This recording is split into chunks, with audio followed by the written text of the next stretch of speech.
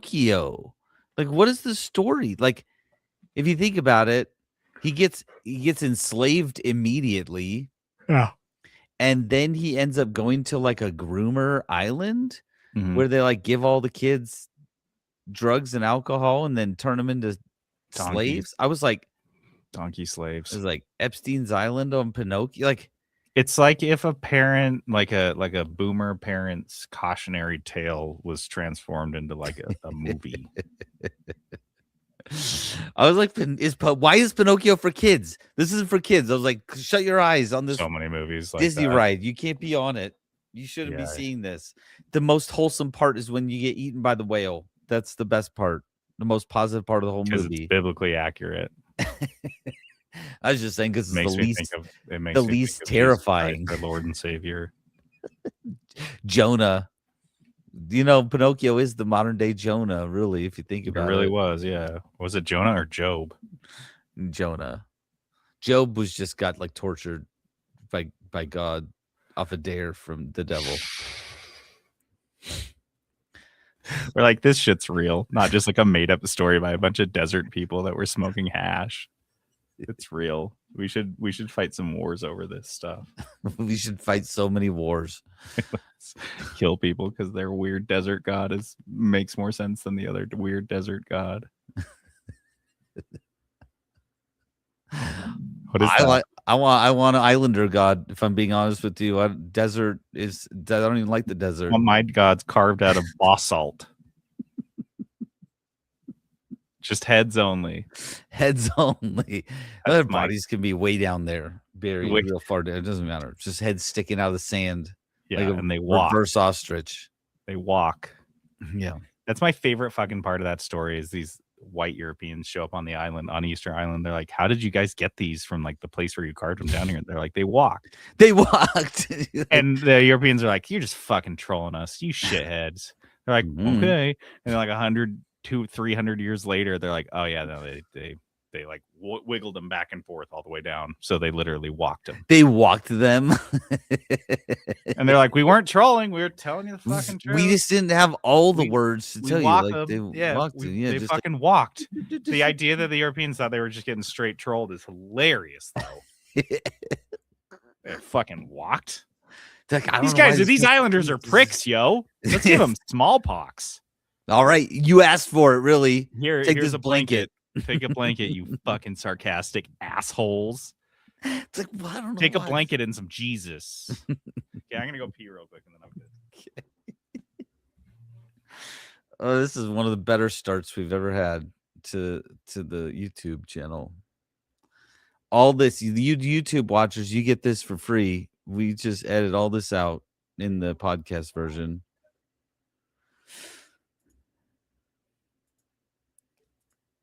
There's a star man waiting by us.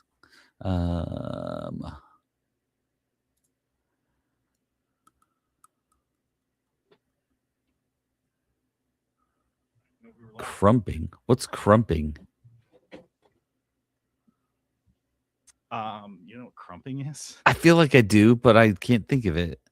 Now I gotta look it up. Hold on. You can't just put that in look there. it up. I'm looking it up. I will send you a video that will define it for you. Is it some kind of dance? Here, this is crumping. Okay, I gotta see it's crumping. Crumpet, crumpet, crumpet. All right, let's see it. Oh, go. Wait, first I need to watch a. Oh, I don't watch ads because I'm not a scrub. I know, I forget. Am I? Yes.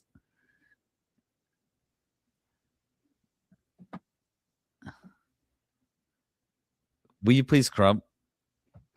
JD, please crump. No, I need you to stand up and do this. I'm not going to do that. I need to watch Community again. Yeah, it's about that time. Okay, let's do this shit. Okay. What are we? Oh yeah. Okay. I didn't know where we were. I was like, what do I need to click? I don't need to click anything. I see shut up. This week, so not much. Like seriously, very little stuff. Probably in and out, like 15 minutes. So Good news for all those people who hate listening to the podcast just so they can wallow in their own self-misery in the prison of hatred that they built for themselves in their own mind. This week's episode won't distract you too long from your other self-loathing activities. I'd say you're going to love it, but if you don't like our show, I would imagine your capacity for love likely no longer exists. You've just logged into the 3 Hate Gamer Show. Welcome to the 3 Bit Gamer Show. I'm JD. I'm Peterson. And I hate it. And I hope you hate it too, to be honest. I hope you all just have a miserable fucking time. Patrick says, stop talking about me like that, JD. We're not talking about you, Patrick. You only hate listen to me. Well, I got a couple of haters, actually. It's kind of great. He's hate listening. I'm picking up all the hate listeners. Which is weird. You'd think it'd be me. Yeah, I'm like so quiet and jovial. All I do is make, and like, maybe they just don't like my innuendo sex jokes that I make whenever you say something could be slightly construed as sexual. I always forget how many Puritans are in our audience. It's like 50% Puritans. Yeah, they hate a couple Amish. Peterson's always making dirty jokes. Makes me so uncomfortable. Why can't he be a nice boy like JD? Why can't he have clean language like Jonathan? Yeah, why can't he watch his fucking mouth like JD, who's a really nice guy, and he's thoughtful and he's conservative. He doesn't even get mad about anything ever. Just frequently references our Lord and Savior Jesus Christ. Like, how hard is this? Jackpot. That's what she said. How hard is this? Oh, nice. Mm-hmm. You come find out. Live from the 3 Bit Gamer Show. The news. All right, our news this week is brought to us by Crave Cookies. Crave Cookies is a soda and cookie shop, and it's wherever you want it to be, honestly. Sweet. I got myself a hater. Thank you, Patrick. It feels good. Like, we can always count on Patrick, to be honest. Always count on Patrick. He has enough hate to go around. Mm-hmm. That's why we love it. That's why we love him around here. Yeah, so much hate that it's gone full circle. I actually love him. So, Crave Cookies has a rotating menu. Every Friday, there's a new cookie drop. Mm-hmm. And we tell you every Tuesday when we have a new podcast drop.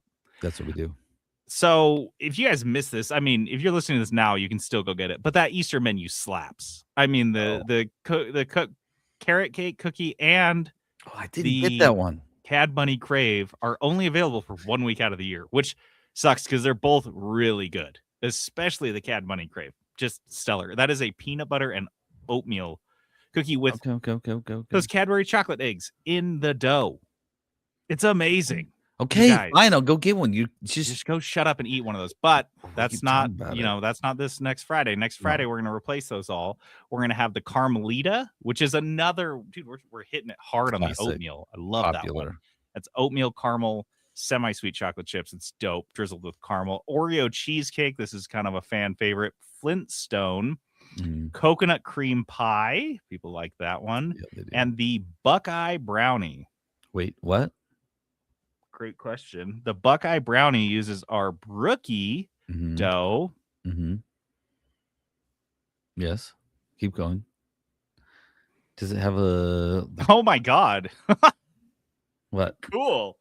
It is a brookie, and then you just take a scoop of peanut butter. Okay. You melt that on top, and then you do melted chocolate on top of that. Okay. So we're talking a brownie. Just a brownie, essentially a brownie cookie with peanut butter and then chocolate on top. Melted milk chocolate. I'm in. Damn.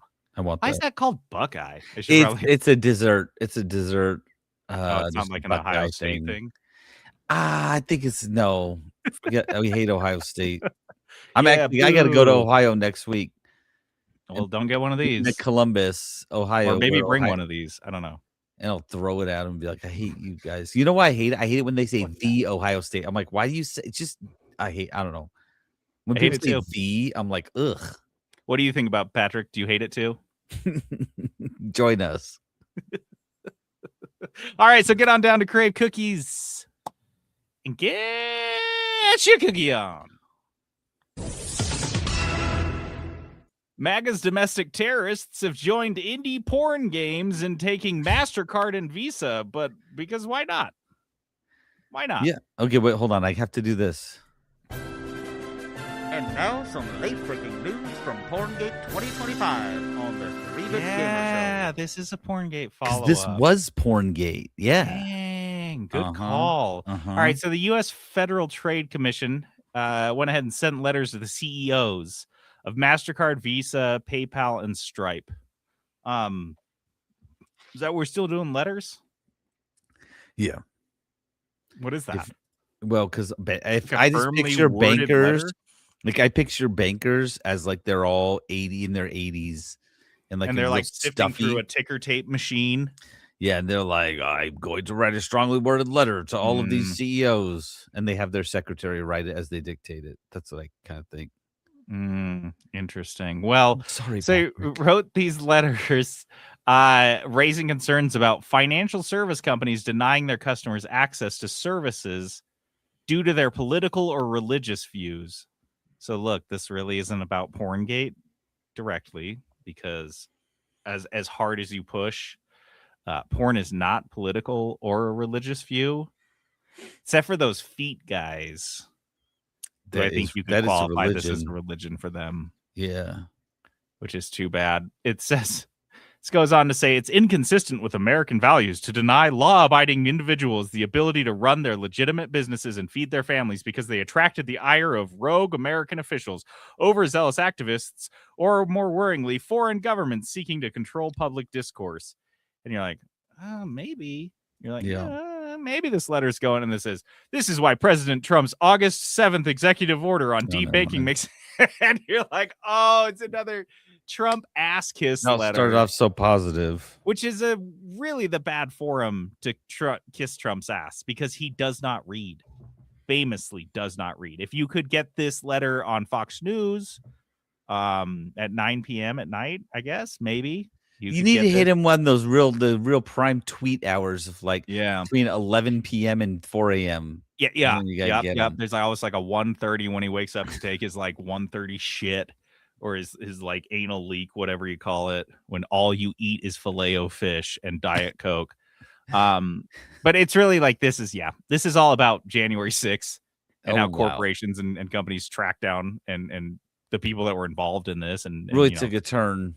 Really took a turn. Really did. He didn't need to say any of that. Nah, just because he left it at defending. What are you doing? You can't control the markets with your weird agenda. Like, people can buy what they want to buy. Yeah, it's legal. And he could have just said that. Instead, he decided to take a real hard right over there. Yeah, too bad. They make a First Amendment argument. This is First Amendment protected activity. Okay. Well, I need to throw the second in there too while you're at it. And by the way, I have a constitutionally given right to shoot myself in the dick. By the way, George Washington said I can do that, and I'm going to do it. George Washington said it's my right to have my rifle sitting there with the safety off and have my dog shoot me with it. That's what it means to be an American, God damn it.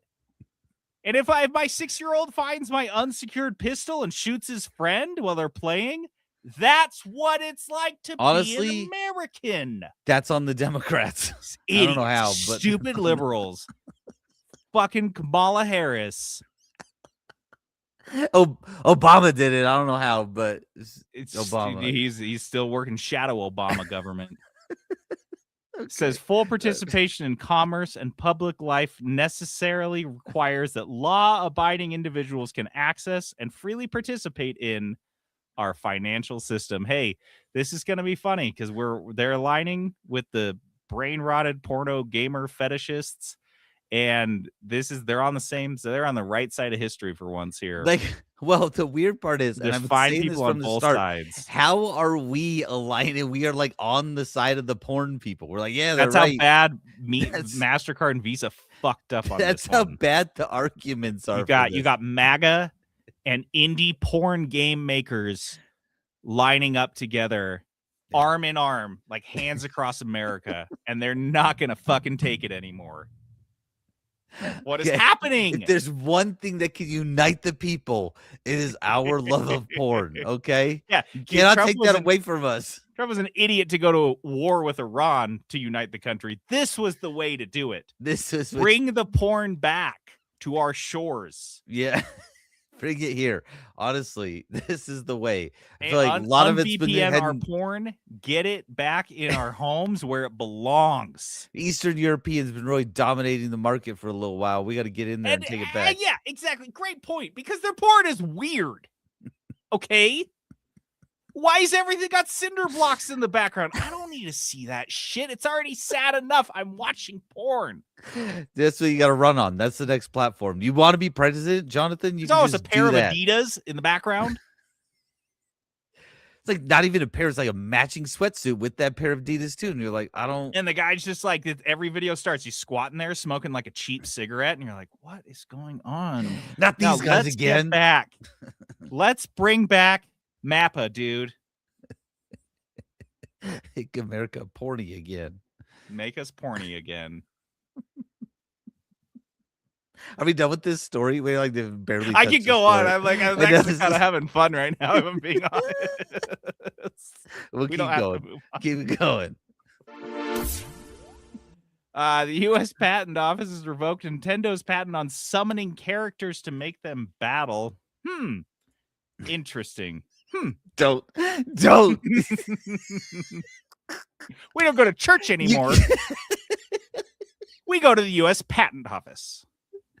That's the goal. That's the target. What does he say? Cool. That's what we do now. Last September, Nintendo was granted a patent for summoning a character to fight on your behalf. We talked about this. Basically, Like how can they patent that? they own it. They that would own be it. Like crazy. Steve Carell owns. That's what she said. The Nintendo now owns summoning anything ever. And a couple months later, the director of the USPTO, John A. Squires. It's an Nope. interesting name. Don't do that. Don't do that anymore. You lost the ability to do that without me just completely losing it. You can't. He personally ordered a re-examination of this patent, which has not happened in like 15 years. That the director of the patent office is like straight up called. He's like, actually, let's try this again. And they have decided to reject all 26 claims made in the patent. Now, this is non-binding and it's not definitive. Nintendo now has 2 months to respond or request a extension. And if even one claim remains valid, Nintendo can still use that to sue patent infringers. It would just be a smaller scale, more scaled down lawsuit. But at the end of the day, they can still use this to bully smaller companies that they find are threatening their IP. So yeah, they're just being nice for now because they don't have to. They can choose to come after you if they feel their IP is being threatened. But basically, this is like, yeah, they're protecting their ability. Or their goal here is to protect the ability to go after the PAL worlds of the world. Anybody that that seems to be making a decent amount of money. So yeah, Koromon, or the porn game I played that was like Pokemon, they're like, that's fine. That's not like gonna show up on anyone's radar. But PAL World, when it became like mainstream and huge, it basically reveals Nintendo's hand was not about like protecting their IP. It was more about, it's a math problem. Yeah. Because is the game and studio that made the game big enough that Nintendo would get a net positive? They'd make money. Essentially, they'd pay their lawyers and make more money. It's a money-making scheme. It's just treating lawsuits as another way to pad your financials, which is what Nintendo's done here. And that's what they're, it's basically, I've explained patent trolls. But that's the idea that Nintendo, one of the largest video game companies on earth, just being a patent troll to get an extra couple $1 million out of their the competitors. Sounds like a certain cookie company. Fucking Guess that's how the cookie crumbles. Oh God, just roll it. I don't want to talk anymore about it. Just Just roll it. I hate that. How dare you bring that shit here on our podcast? Stuff. That is how a cookie crumbles. I was just trying to say it without saying You're going to it. lose our sponsorship. I was trying to say it without saying You it. bring in that tacky, corny garbage here I know. on our That's like a real AAA saying. quality podcast. That's like a real saying. Nope. It's garbage. I hate it. Riblets, short news stories. A pun about meat. I don't know. Uh-oh. We really got him going. Here, I'll do this. This will get you back on track, Kate. Try again.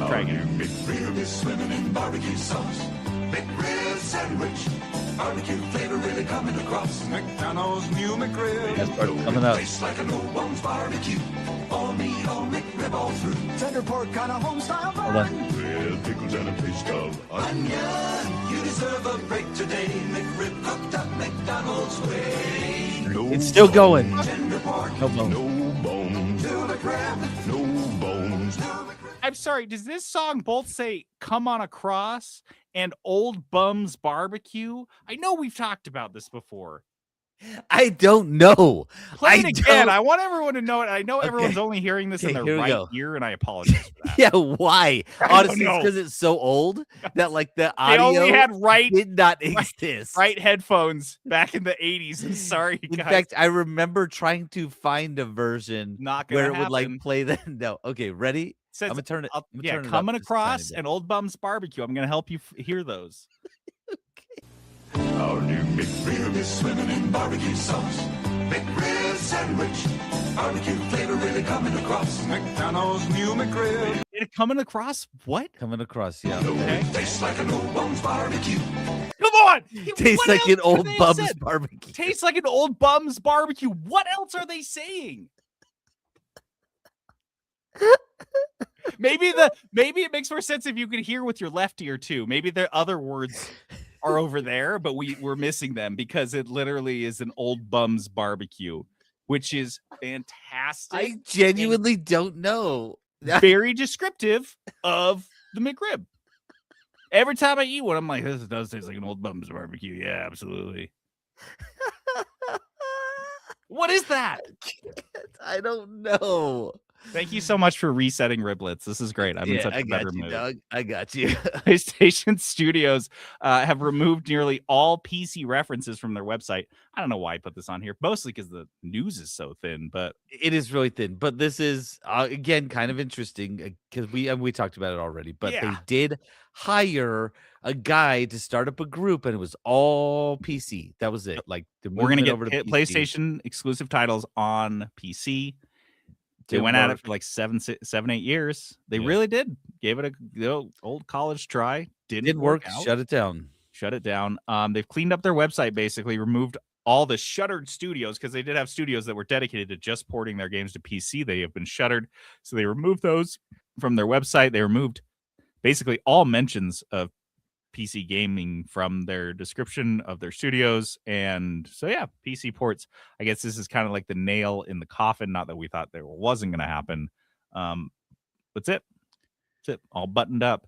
I No mean, more I PC games. did think it was a good move to do that, but also, like, I'm surprised that I'm not surprised that it didn't really work out. They rolled the games out weird on PC, but Yeah. it didn't work out. So just end it. There's a new mission for the failed game Mind's Eye, which will reveal the quote evidence that the game was sabotaged. This guy. This is so fun. Well, kind of. It kind of veers into sad because the Build a Rocket Boy, the gaming studio, whose name it just perturbs me, makes a little more sense as these things go on. That this CEO would be responsible for a name like this. The CEO Mark Gerhardt was talking about. He's been talking about how they're adding a new mission to Mind's Eye, which is like a third-person action. It's just like a shitty game. It just didn't come out.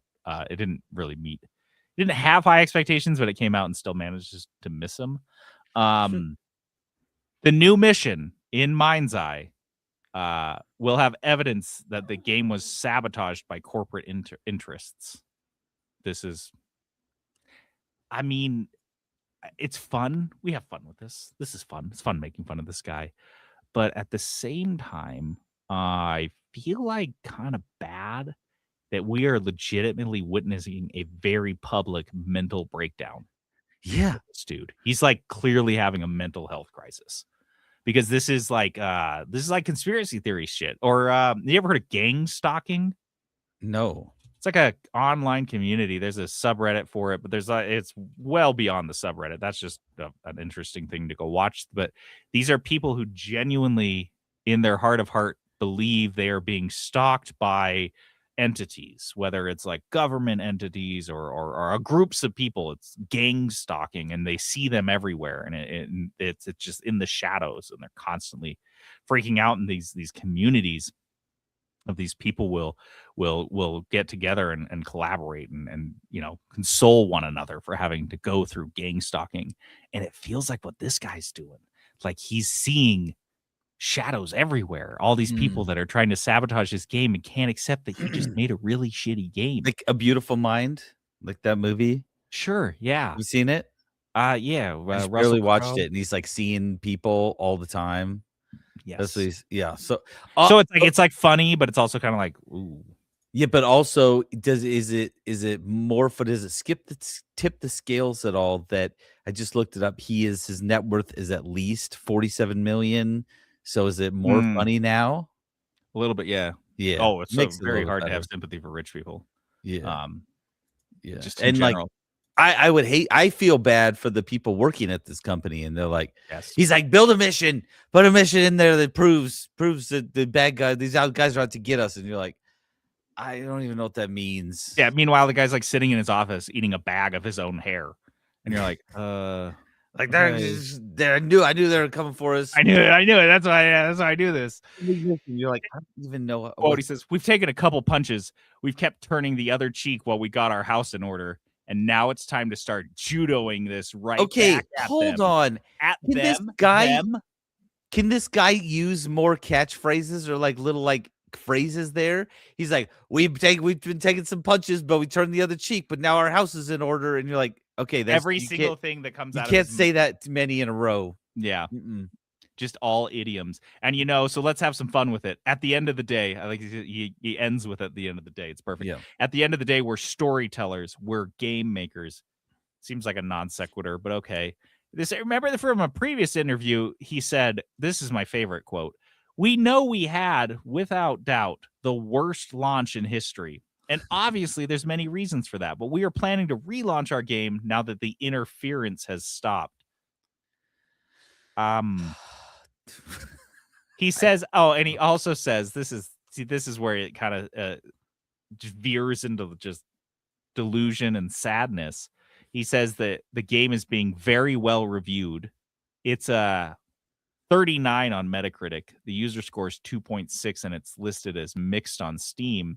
And I'm looking at it right now on SteamDB. Mind's Eye, which is blowing up, according to this guy. Guess how many people are playing Mind's Eye right now at this very moment? Hundreds? Do you say 3? 3 individual people. 3 people right No. now are playing Mind's Eye. I'm just so you can chuckle at this. I'm gonna go ahead and send you this link on Discord so you can see it is.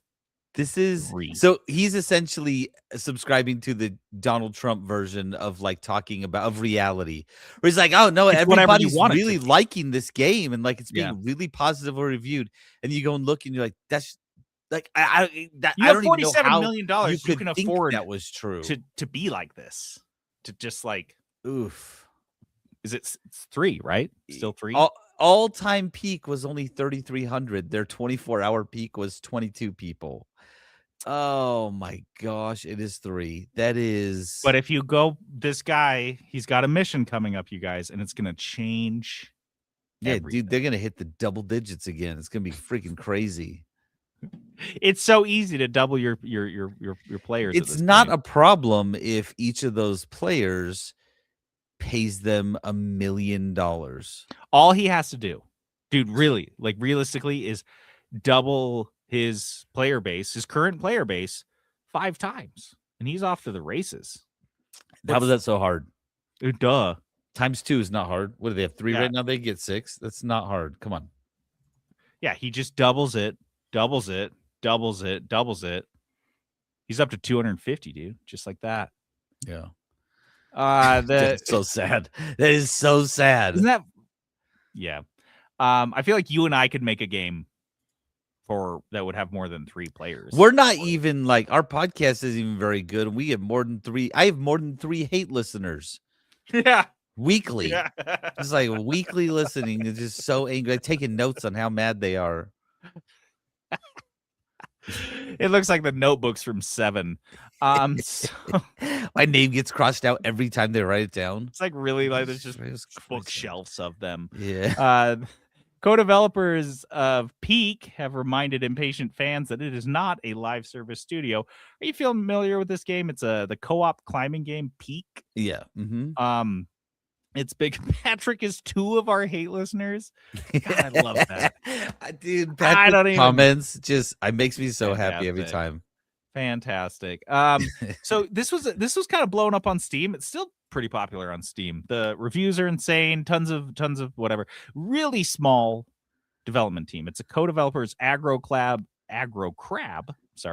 Landfall. Mhm. And so there is this tweet that somebody posted that was deleted, basically accusing them of being lazy for not releasing an update, because they traditionally release updates on April Fools, I guess. In the Mhm. past, they've done that. They didn't Yeah. do that. So somebody called them lazy Because it's so on lazy. Twitter. And they said as a response, Peak has so many updates, though. Neither us or Aggro Crab are live service studios. Any update is a bonus, not a right.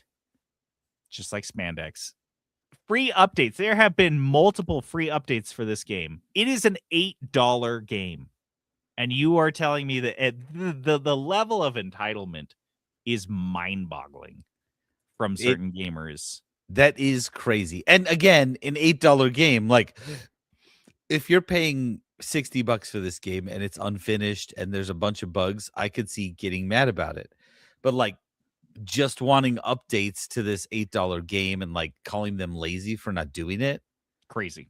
Like, dog, I'd be lazy if I Dude, made take all that $1 million energy. off that. Call your congressperson and tell them that you are entitled to universal health care or a Oh, wow. universal basic income Real or literally libtard anything right now. that's Real- not freaking You know what? Just because you said video that, game updates we're on gonna an drop. $8 indie game. We're gonna drop more bombs because you said that. Bomb a hospital. Do it.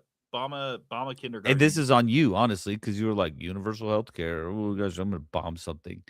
No, Eidos keep going. Eidos Montreal has canceled a 7-year game development in title that cost hundreds of millions of dollars. Was honestly one of the craziest It's stories. kind of nuts.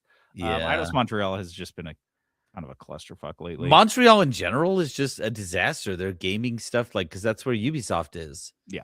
And like they can't put out a game to save their lives. Following layoffs at the studio, they canceled this game that was called Wildlands. depending on where you live in the country, or it was a development title was P11. And I'm going to read the description of this game, and I want you to close your eyes, especially Okay. if you're driving.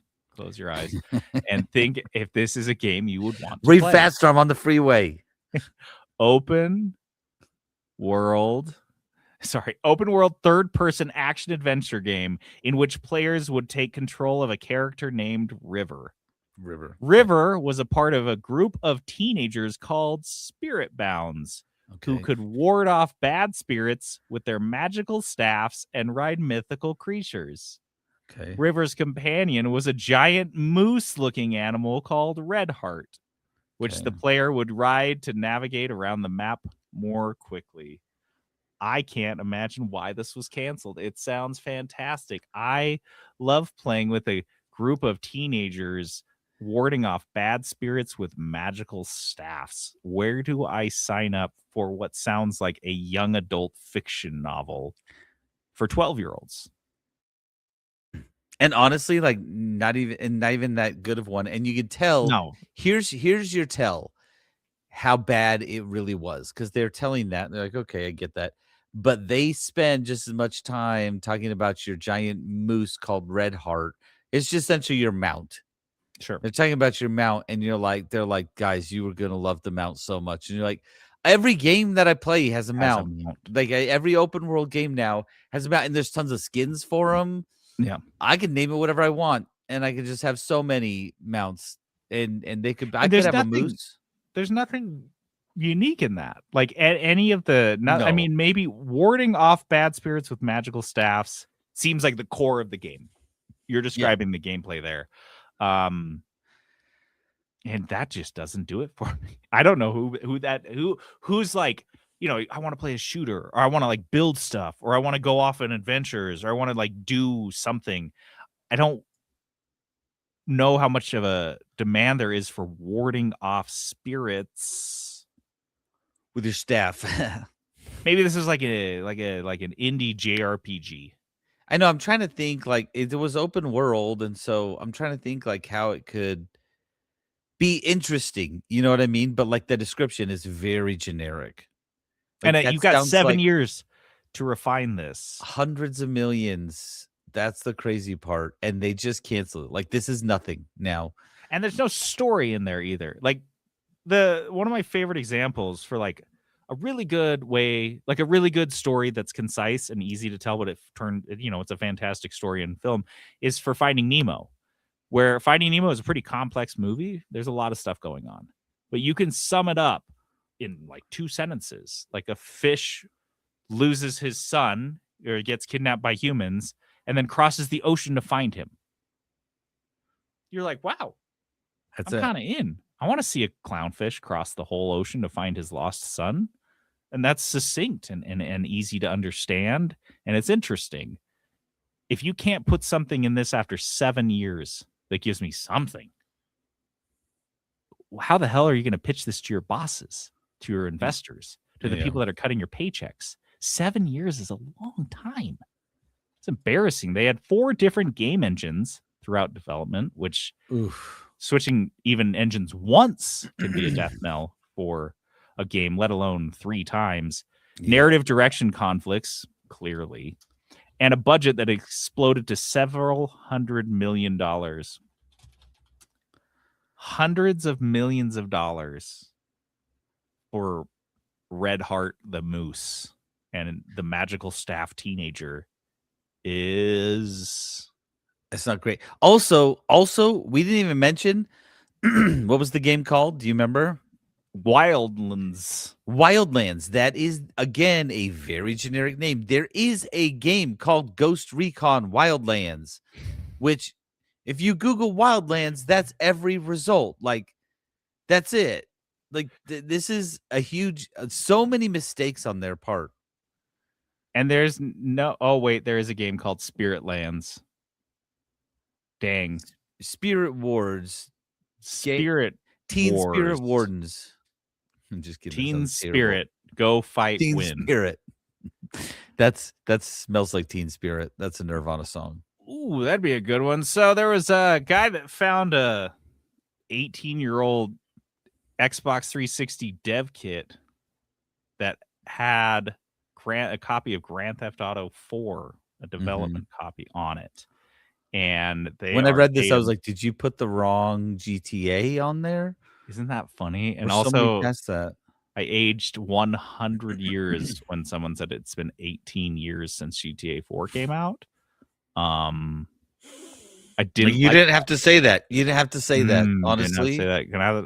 Dude, made a therapy appointment because I have to go deal with this. I have to unpack that now. Thanks a lot. A lot of psychological damage from that line. This guy found this Xbox 360, and if you've ever seen an Xbox 360 dev kit, you probably haven't, but it looks just like a normal Xbox 360 with a big old lump on the top, big old lump of plastic. Did you ever have 360? I never had a removable 360. hard drive. You press the little button and slide the hard drive off. Imagine if the hard drive was like 5 times the normal height, and you just clunk that chunker on there, and that's what a dev kit was like. And he finds this at a boot sale in Scotland where some shady guy was selling electronics out of his trunk. That's what a boot sale is. I imagine just a bunch of like travelers or whatever show up and they just pop their trunk and whatever they've just scavenged, you just get in, just sift through it. The guy didn't even speak English that he was buying it from. He took it home. He noticed the Rockstar sticker, which looked like a, you know, like a this is a Rockstar owned piece of hardware. Boots it up, and there's the dev kit right inside. You can kind of see the little menu. And so there was in these files, there's cut and unfinished content with new weapons, beta cutscenes, unused vehicles, and something that looks like it might have been an in development zombies mode. Zombies in Grand Theft Auto 4 was something that I remember back when that game was out. People talked about all the time because they did have a zombie mode in Red Dead Redemption. That was amazing. The Undead Nightmare DLC, and having that in the world of Grand Theft Auto 4 because it was already in a city would have been amazing. People talked about it all the time. But the article goes on, which is so funny. This is in Kotaku, as they talk to a former Rockstar developer who says, "Oh, dude, it's Rockstar. People are always trying to cram zombies into any of our games. Doesn't zombies matter. In everything. Any Rockstar game, they're trying to put zombies in it. Like there's always just some developer Put 'em in. working on that." Who's the zombie guy? What's cool about this is that they have uploaded the files from this to these forums. It's on the Internet Archive, so anyone can access it. So they're currently digging through these files, and there's a ton of them.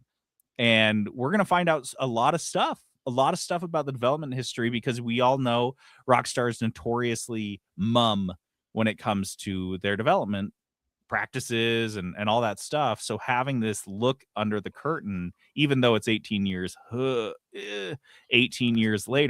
is going to be cool. It's going to be sweet. I can't wait to see what they find. Maybe more stuff like zombies, but might be some really cool, interesting stuff that was cut or didn't make it into the game. So neat. And then we're going to demand it in GTA 6. Be like, you owe this to us. You already made it. Lazy. Just put it in there. Just copy, paste it. Like this was from a different game on a different console. And you're like, put Lazy. it in. I'm We're entitled. being lazy. Lazy.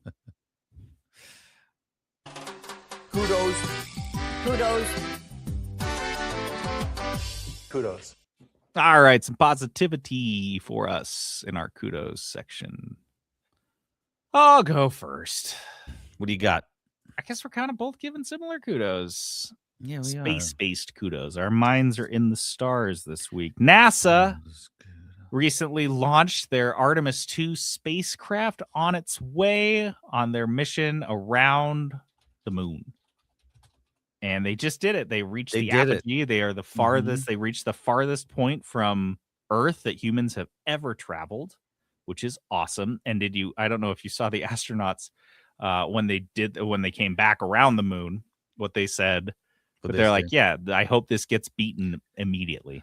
I hope this record does not stand long. And because they're astronauts. Like they're not trying to break all the records. They're like, dude, they want space more than anybody. They've already broken all the records. They're MF and astronauts. Yeah, they want space so bad that's what they made their job. Like that's what they want. You know, when your girlfriend left you in high school and she says, "I need some space," she's an astronaut now. She is in space right now. Mm-hmm. And talking about. Yeah, she's just out there, and you are here on Earth like a loser. So I think we got a dad joke in there somewhere. Like, what did the astronauts say when they broke up with their girlfriend? I need some space. I need some space. Hey, you guys can have that. That's just free. Go ahead and use that one. You honestly spread it like wildfire, you guys. Put it in your wallet for later. I don't care. It's fine. I think this is awesome. I think it's an amazing achievement. And another thing that I have kudos for, because I couldn't get enough. Honestly, like I'm all in on it. I need all the NASA, all the moon shit. And this all started for me because I actually heard an interview. There's a Politico podcast I was listening to where they were interviewing the administrator for NASA, and he was talking about their goals. And they're talking about a moon base by 2028. I mean, that's not like, moon base by the 2030s. It's like 2 years. 2028. That's base. That's lofty. But lofty. Yeah. But Why And they're not? talking about using that as a stepping stone to Mars and all Well, this stuff. that's what you got to do. But here's what blew me away about that interview, that I was like, oh shit, this seems more real than ever. Is he was talking about their projections for, because we're in another space race. If you guys weren't paying attention, China's nipping at our heels. And there's a good chance that China has boots on the moon in the next couple of years. And he said, based on their projection, if we follow what our plan is for a moon base, we're going to have that established within months of China. So we're talking 2 moon bases. It's a just real like race. exactly like that show For All Mankind, which is crazy watching it play out. We're all going to the same place that they go in For All Mankind. It's the southern pole of the moon, where there's confirmed water ice, and that's going to be the goal, is that we're going to go there and try to establish. Now. That's what we do. We don't go to church anymore.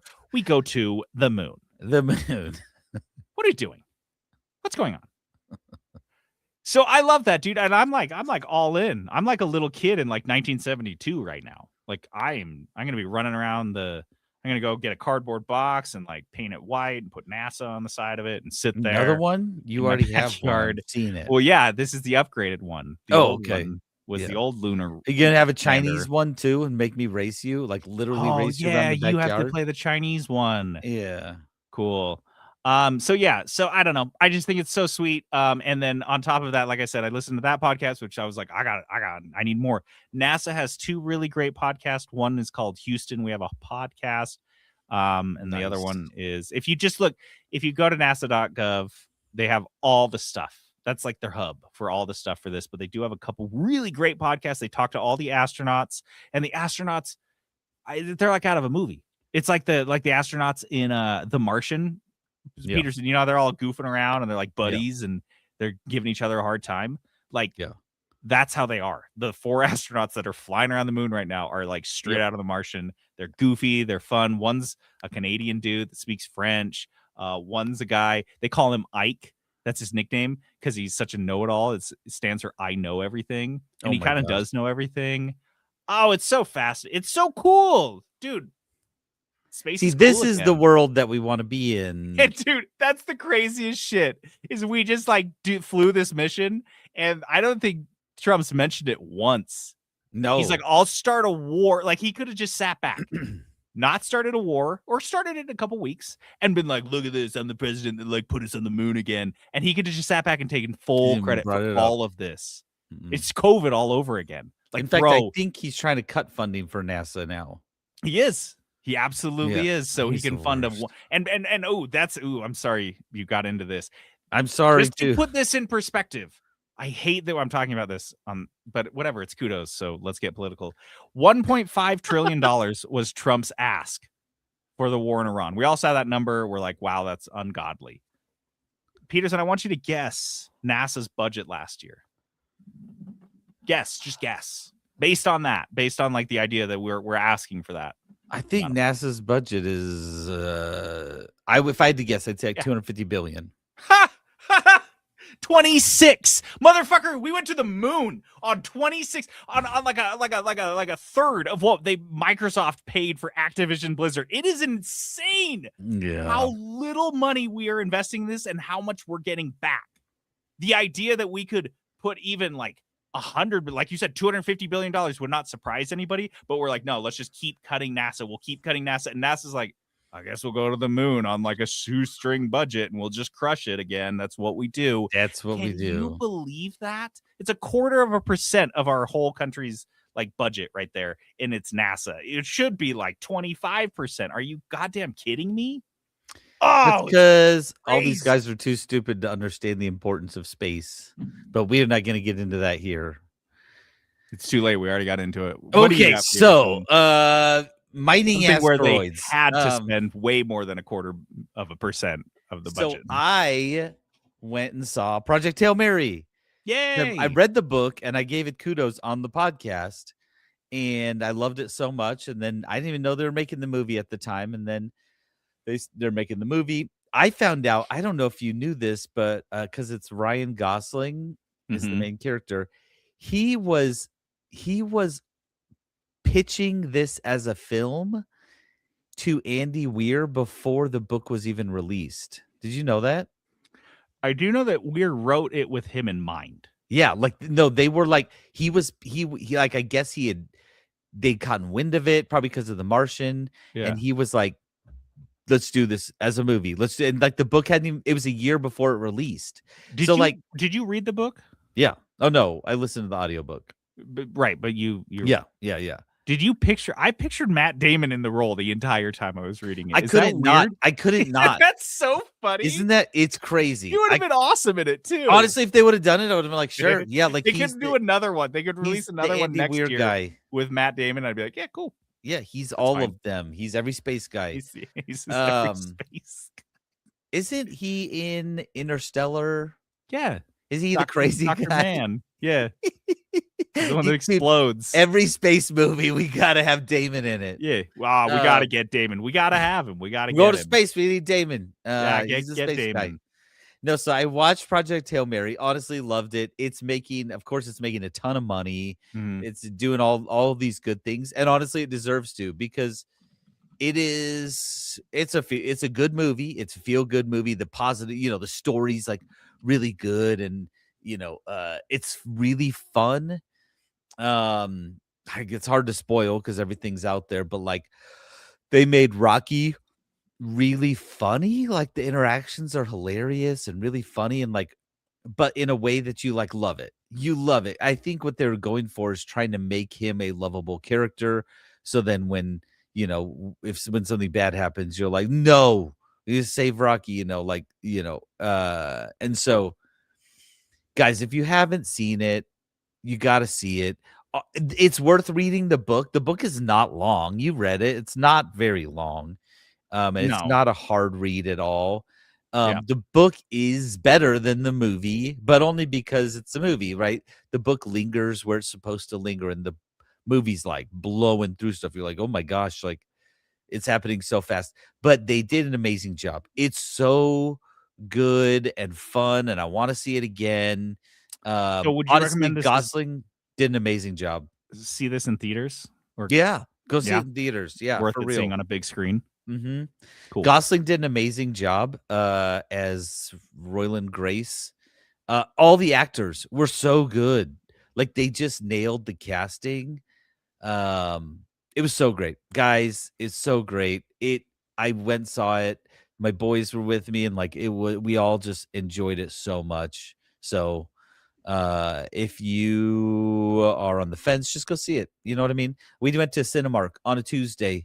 Cinemark Tuesday is like $5.50 for the movie. It was like a night too. It didn't even matter. It's $5.50. So if you're like movies are expensive, go to Cinemark on a Tuesday. Don't buy popcorn. Sneak it in your pants.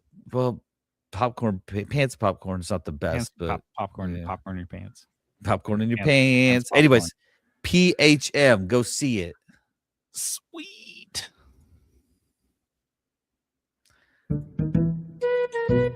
JD asks. JD asks. JD asks. JD asks? JD's ass. I don't know, guys. We're going with JD ass. JD's ass. All right, JD asks is a segment where I ask something. This week I'm asking, what are some type 3 fun things in video games? This is the conclusion to our fun type discussion. Fun type series. We started with 2, then we went to 1. Now we're going to 3. Just like you guys doing your top 5 list, top 10s. Just top 10s. You just jump around, do whatever all you want. over the place. Yeah, that's what we're doing. We took a key from you guys. Took a note from you guys. Yeah, don't follow the rules, which you took from us, because rules are stupid bullshit. Because we're rebels. Honestly. Yeah, look at anarchy around here. Hey, so type 1, 2, and 3 fun. We'll go over these very briefly in case you didn't listen to the series. Type 1 fun is fun that you're having and it's fun in the moment. It's fun in retrospect. It's just fun all around. Type 2 fun is fun that is a little arduous in the moment, but when you look back on it, you're like, oh, that was an awesome time. But you may not have been having what I think is just like pure unadulterated fun in the moment. Might have been hard, might have been a little bit painful, but ultimately you decided it was fun. Type 3 fun. The fun we're talking about today is fun you set out to have, you did not have. And it was Wasn't an activity that was designed to be fun, ostensibly should have been fun, but it just wasn't fun. This is we're gonna have a lot of examples, but it's just you went out for a good time, you didn't have a good time, but you were doing a good time style activity. Like you're like playing video games. That sounds fun, right? Wrong. It's like when a night out at the bar turns on you. You went out to have a good fun time at the bar, and you ended up like waking up in a van hungover, and you're like, I don't know where I am. You get to the bar, it's full of frat boys fighting each other, and they're real loud, and then you don't know what happened. Frat boys and like cougars, you didn't have fun. That's it. It is kind of fun to watch those two go at it. You know what I mean? That's kind of fun. Yeah. All right. So I've got 5. What do you got? How many you got? 1, 2, 3, 4, 5. I've got 6, and some of them are pretty simple. Okay. Okay. You hop in to play an online game, and this is filled with cheaters. Playing with cheaters. That's on my list. Playing Zero against fun. a cheater. Nope. Zero fun. Honestly, you could say this in any game. Like when you're playing a board game and someone's cheating, you find out someone cheated, you're like, oh, that's just not fun at all. Like it's not fun when someone is cheating. Yeah. Because like it defeats the whole purpose of the game. The game is no longer a game. It's just like you are a pawn in their weird little I don't know what their whole point is, but like you're just there. Your frustration is their point. Yeah. And so zero fun, honestly. So how many nights have you played like the game was ruined, like the whole game was ruined or the night was ruined by just like too many cheaters? And it's just like that's not fun at all. That are ruined by this. I remember back in the day playing Modern Warfare 2 on the Xbox 360, and cheaters ruined that whole game eventually. The servers were just overrun, which is crazy because at a certain point you're just cheating against other cheaters. Looking for the one poor soul that actually like wandered in the game with good intent. Look at this noob with the base skin. Let's cheat. Yeah, exactly. And you know he's going to get whomped even if you weren't cheating, but you cheat to take the extra effort. But yeah, the level of like frustration, I feel like when I've played against cheaters, because you stick it out for a little bit. You don't immediately give up, and I don't know about you, but especially like in a shooter or something, the first couple times you get killed, you're not sure they're cheating. You're like, but as it comes more and more clear, you're like, oh my God, that guy's cheating. And it just ruins it. I mean, going all the way back to screen lookers when you were playing Madden, or when you were playing like a multiplayer shooter and you were sharing the screen and the person you were sitting with kept looking at your screen and cheating. Or if you ever had this, I don't know if you ever had this, where you're like sitting next to somebody playing a fighting game and they like reach over and mess with your hand on the controller. Yeah. Little things like that. You're like, okay, I'm not having fun even remotely anymore. I don't know who gets enjoyment out of that. Not this guy. Yeah, I remember one time we were playing just for fun, just check it out, Red Dead Online.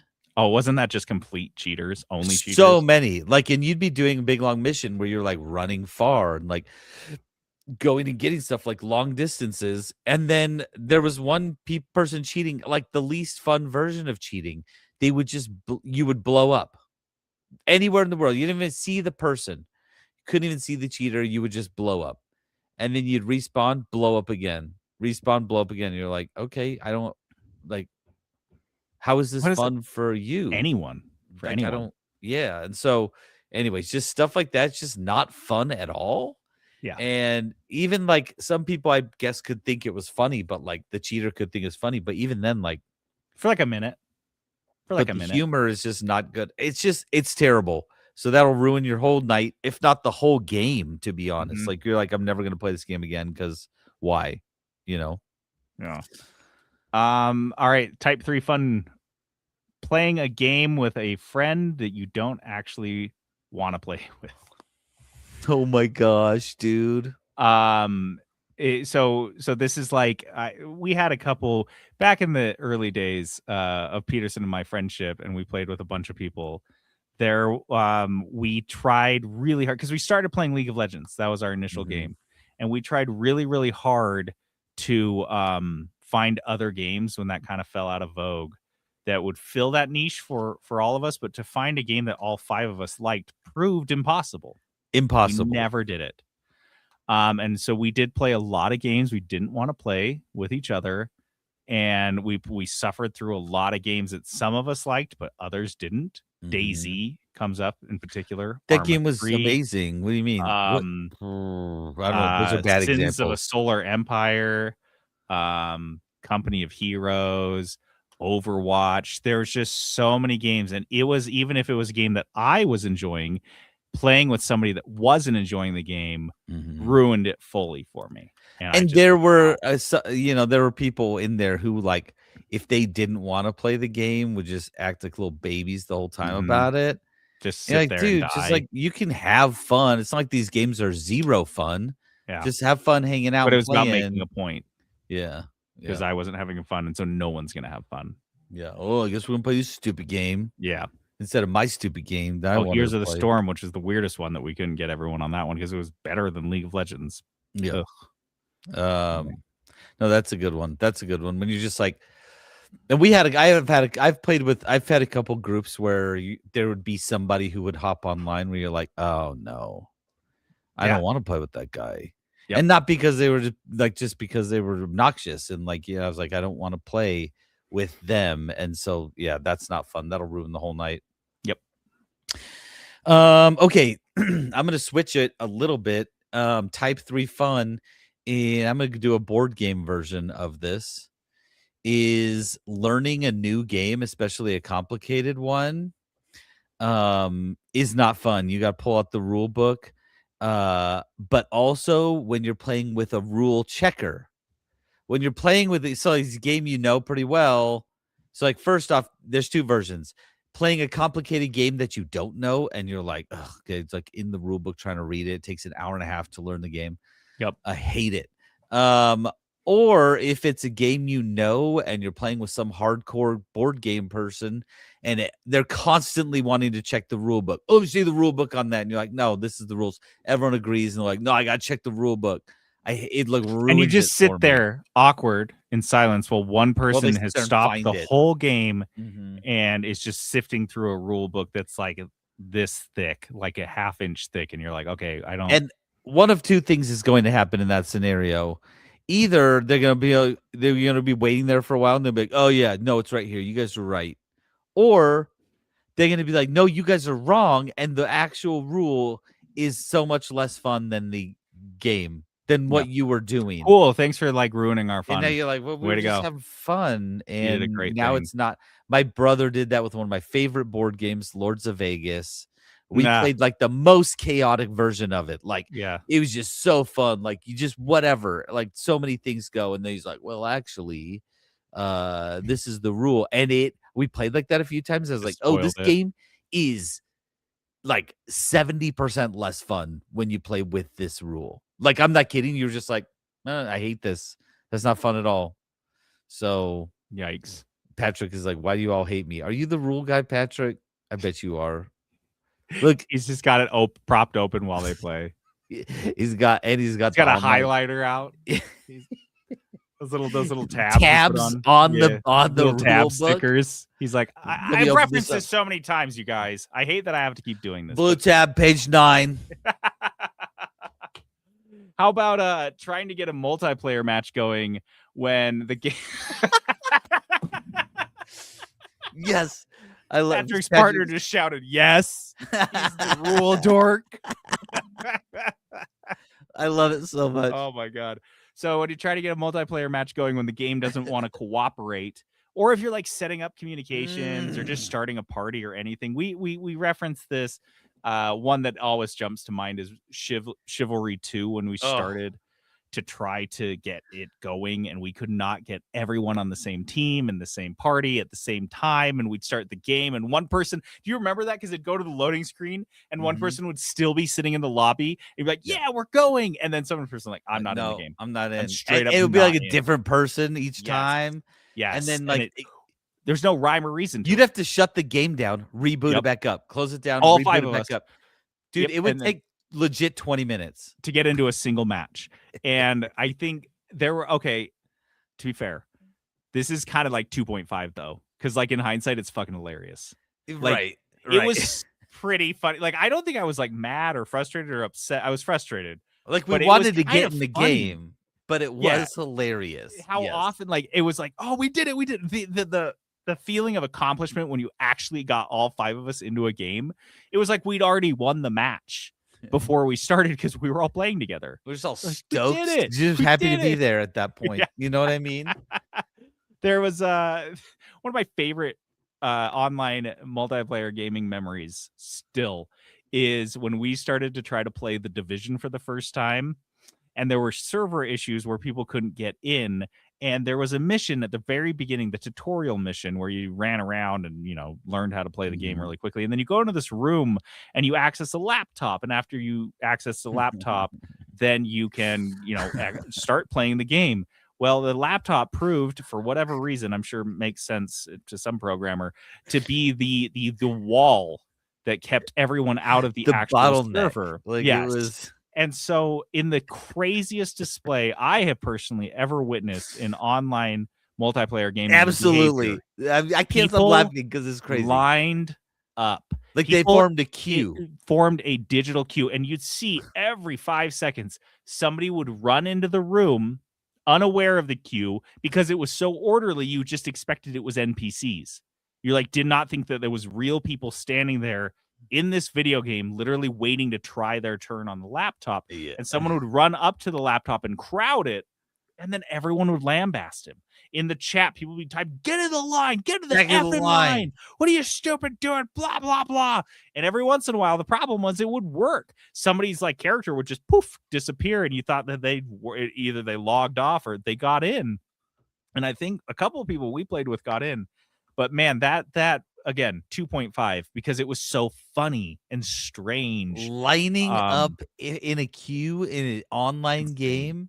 Insane. Bananas. Because you think about it. Yeah, even in an MMO, if everyone's in the store, there's one shopkeeper, you can all talk to the shopkeeper. There's at a the pile same of time. people around Yeah, him. and they all mob up there. If you had to wait one at a time to speak to the shopkeeper, I think that'd be hilarious. I just think- remember you dying. Like you were like, this is I couldn't like, wrap my head around the someone needs to psychology of it. study this. Like, Yes. this is so crazy. And it was just one night. Everything was Gucci after that. They figured Yeah. it out. But we were all sitting on there ready to play that night. And instead we spent all night standing in a queue. A digital queue that we weren't. So the best good. part is it was like the USSR, because we weren't actually sure what was at the end of the line. We were like, maybe this will work. Maybe when I get to the end of the line, it'll be for groceries, or maybe it'll be for a tire. I don't know. I see a line. I'm just maybe getting I'm in it. enlisting. I don't know what we're doing, but I'm doing it. It's got to be better than communism. Okay, type 3, because I log in to play a video game. This is going to be a good time. It's JRPG maybe, Okay. and they have long cutscenes. Like, I'm talking like I said, when I was playing Expedition 33, the first 2 hours was 70-80% cutscenes, and that's too much. At some point I just stop having fun completely, and I'm just on my phone and I'm clicking them, this is so stupid. I don't care about the story anymore. I don't care what anyone's saying. I just is there a game here, or am I just playing a really boring movie? I don't want to do any of this. And so that, I know there's an audience for that, but for me, that is Patrick. Patrick said that's my type 1 fun. Oh my god. It's the most fun you It's can just have. too much. It's too much, and I want to at some point I'm I need you to value my time a little bit more, Yes. because I have limited time and I can't just sit here watching this cutscene that I know you spent a ton of time and effort looks so and money nice. on. It looks great. The voice acting's great, but come on, let's wrap this up, guys. Okay, so I have one that kind of piggybacks off that. makes it worse, so much worse. This takes it absolutely, and I think even Patrick will agree with me, this takes it into type 3, is when the checkpoint that you have to keep reloading comes before that cutscene, that unskippable. Oh no. And the worst offender I can think of this for me was Kingdom Hearts 2 or 1. 2.74. A colon. very, very long cutscene, and it was so obnoxious. Like most of the cutscenes in Kingdom Hearts are extraordinarily obnoxious, and this was no exception. But it was extra long, and then you went into a fight with, I believe it was Peter Pan's shadow, and it was a very challenging fight. And it was one of those fights where you try to get used to, that's exactly what this is, 2000s JRPG, where you try to get used to like how the guy's attacking and his patterns, but you don't have a lot of time to learn them because you're gonna die, and then you're gonna have to go sit there and watch do it again. The cutscene. And the idea of having hell, Peterson, one we run into almost every night is in Undermine. It's not even that long, and we get annoyed every time. And you can speed through all the dialogue, but there's this one, and we're not even dying. Imagine if we died at that boss and had to go back and re-see it every time. Dude, a cutscene, unskippable cut. And I don't understand the mentality from a game developer that does that. Like, you've got to have played your own game a couple times and recognize that that's not like a fun experience. To be like, you have to read my story. You have to watch my story. It's so important. I did such a good job with this. I'm not even going to let you consider cutting it. I hate that. That's wild. Yeah. That's a great one. That is a great one because that will ruin a game. And that does sound, and it sounds like Patrick's in the same boat because like that was the experience in the 2000s when I came up gaming. That happened all the time. In fact, all the time. Another good one, Grand Theft Auto San Andreas, was a super long, stupid cutscene. You'd pull up to this guy's house and you'd have to drive, and then it was like a following a train mission, and it was really hard. You'd try the mission, you'd fail, and you knew you'd have to go through that whole those games thing again. Grand Theft Auto, those games were bad culprits of that. Yep. I don't know why they did Patrick's example is killing me. This is a great one. This is one of the games he loved on the GameCube. Had a boss at the very beginning of Disc 2. It was the hardest boss in the game, and if you weren't able to beat it with your build, you're screwed. You had to start the game over. At least you knew then, I guess. Because you can't go back. Can't go back. Oh, that's great. That is a horrible one. Yeah. Okay, along these same lines, game-breaking bugs. Oh yeah. There's been multiple times where you are playing a game and you're like, this game is great. This game should be fun. And then you encounter a bug that is too much. And you can't, and it ruins the game. And you're like, I don't want to play this game anymore. Leaves a bad taste in your mouth. Just like in the example in the article, like you on a river raft and you tip over and it's almost, like people are fighting for their lives and you're freezing. None of it was fun. You lost half your gear. Like that's a game breaking bug. You're like, I was supposed to have fun. Yeah. Came in here and hated it. And I'm mad and I'm never going to play this game again.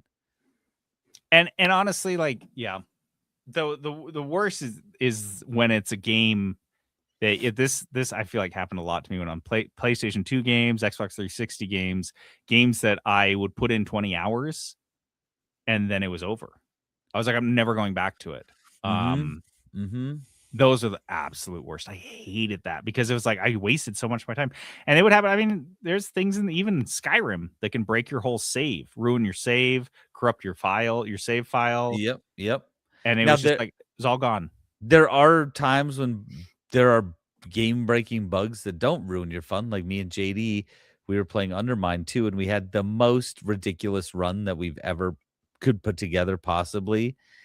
And it is so much that my character was like half the screen. Like it was stupid, but it was so much. I think we broke the game. Like the game couldn't handle it. Like sounds were just staying on. Fun. And it was so everything fun. was bananas. I go to fight the boss and I can't. I can't fight the boss. The boss Can't do any can't hurt me. damage. I can't hurt it. We're just like at this stalemate, and like there's nothing you can do. And we were like, let's start it over. Didn't matter. We broke the game. That one was fun. My character was a giant. It was pretty funny. It was the best. Okay. Oh, what do you got? You're up. All right, I've got one more, and this is a very specific one, but replaying a game just to get that one last achievement. I used to, in my achievement hunting days, Kill me. I had a few games where I would do this, and I think Phil does a lot of achievement hunting, and I think he's had similar experiences where you're not even having fun anymore. You're just collecting that one achievement that the whole game took you 50 hours to beat, and that last achievement takes you 40. Yeah. One that 40 I always more think, on top of that. Yeah, so you're at 90 just because you wanted to get that last 100%.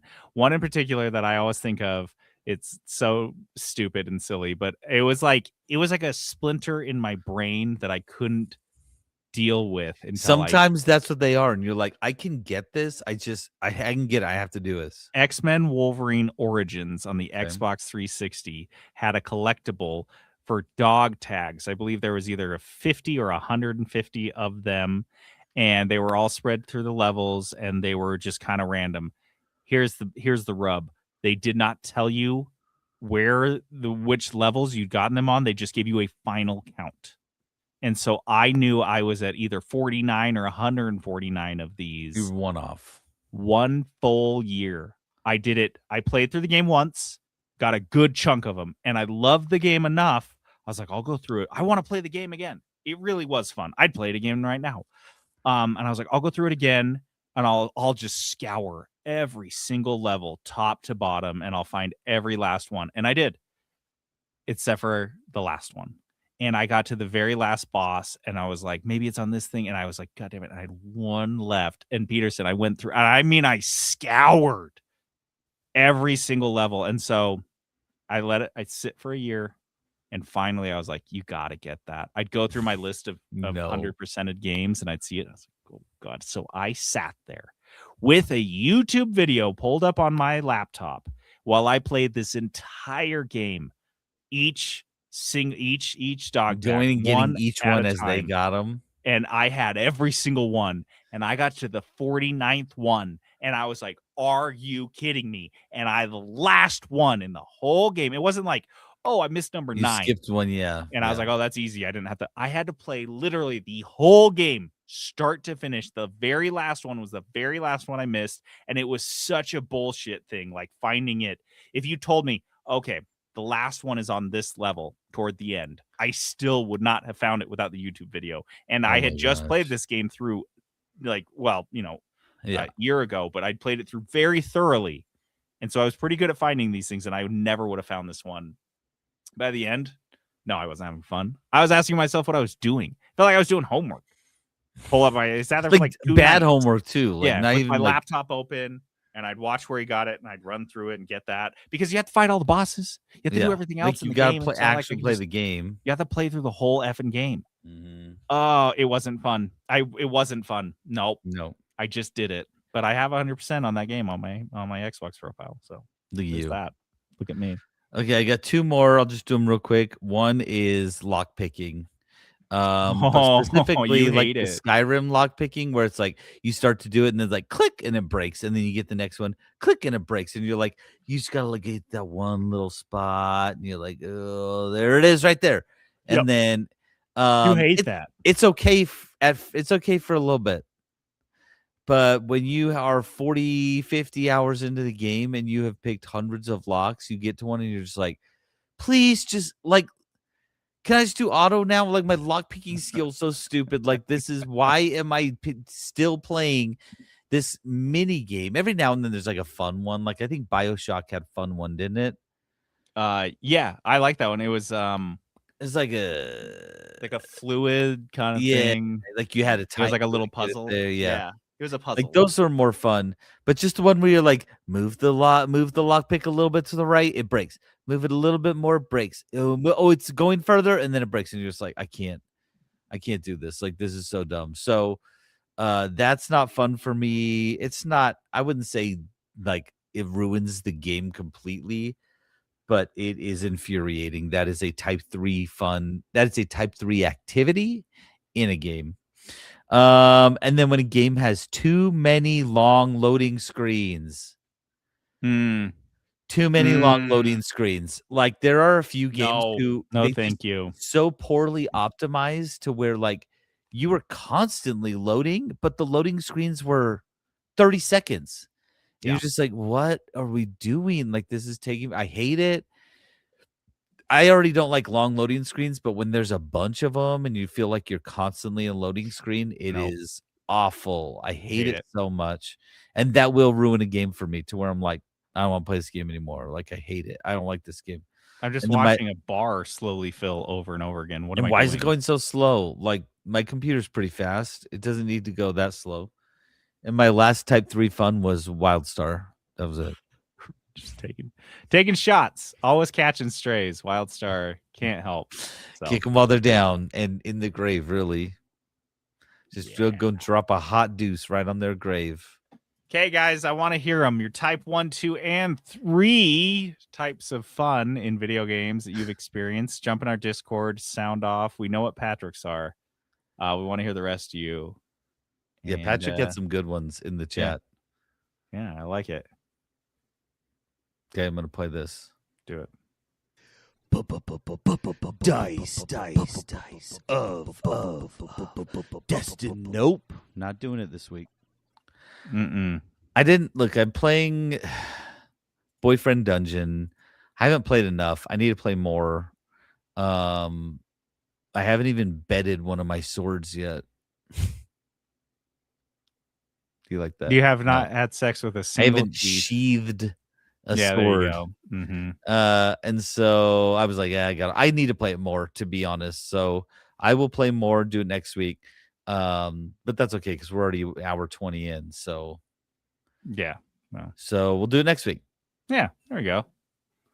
Okay. Well, that's it then, you guys. We did the whole sode. Thanks to Patrick for jumping on and hate listening with us. Thank you. That. Bed your swords.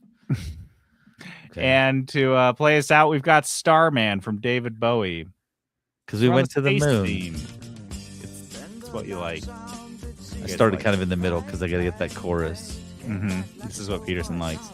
Yeah. He just likes thinking about The Martian. It's like his favorite movie. It is one of my favorite movies. My favorite movie. All right, guys. Jump on Discord or follow us on YouTube. JD, logging off.